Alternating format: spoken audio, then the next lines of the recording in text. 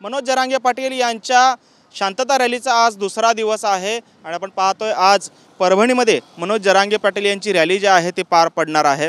खरं तर काल हिंगोलीतून मनोज जरांगे पाटील यांच्या दौऱ्याला जी आहे ती सुरुवात झालेली आहे आणि त्या कालच्या उत्स्फूर्त प्रतिसादानंतर आज मनोज जरांगे पाटील यांचा दुसरा दिवस आहे दौऱ्याचा।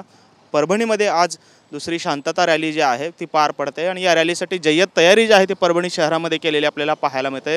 आपण आता आहोत परभणी शहरातील छत्रपती शिवाजी महाराजांच्या पुतळ्याजवळ, त्या ठिकाणी मनोज जरांगे पाटील हे या सभेला संबोधित करणार आहेत।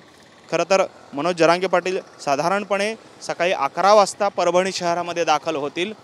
सुरुवातीला वसंतराव नाईक यांच्या पुतळ्याला ते पुष्पहार अर्पण करणार आहेत, त्यानंतर महात्मा फुले असतील, त्याचबरोबरीनं बाबासाहेब आंबेडकर आणि अण्णाभाऊ साठे, त्याचबरोबरीनं महाराणा प्रताप यांच्या पुतळ्यांना अभिवादन करून मनोज जरांगे पाटील यांची जी रॅली आहे शांतता रॅली ती नूतन महाविद्यालयाच्या मैदानावरून निघेल।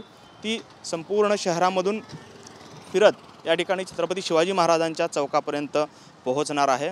ओएसिस फर्टिलिटीच्या तज्ञांनी IVF उपचार पद्धतीद्वारे 1 लाखांहून अधिक जोडप्यांना मातृत्व प्राप्तीचा आनंद दिला आहे। मोफत अपॉइंटमेंट बुक करण्यासाठी आजच संपर्क साधा। खरं तर जय्यत तयारी जी आहे ती या ठिकाणी करण्यात आलेली आहे।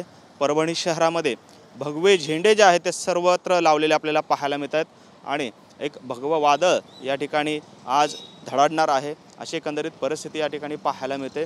काल हिंगोलीमधून मनोज जरांगे पाटील यांनी सरकारला जो इशारा दिलेला आहे की जर मराठा समाजाला ओबीसीतून आरक्षण नाही दिलं तर मात्र आम्ही सरकार पडल्यानंतर आम्ही त्याला जबाबदार नाही, अशा पद्धतीचा इशारा जो आहे तो सरकारला देण्यात आलेला होता। त्यानंतर मनोज जरांगे पाटील यांच्या आंदोलनाचा किंवा मनोज जरांगे पाटील यांच्या शांतता रॅलीचा जो आज दुसरा दिवस आहे आणि परभणीमध्ये आज कशा पद्धतीनं मराठा बांधव एकत्र येतात हे पाहणं देखील महत्त्वाचं ठरणार आहे।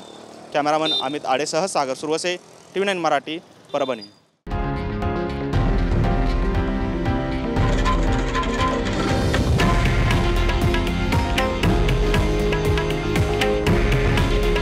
हे आहे देशातील नंबर 1 न्यूज नेटवर्क आणि आपण पाहत आहात TV9 मराठी।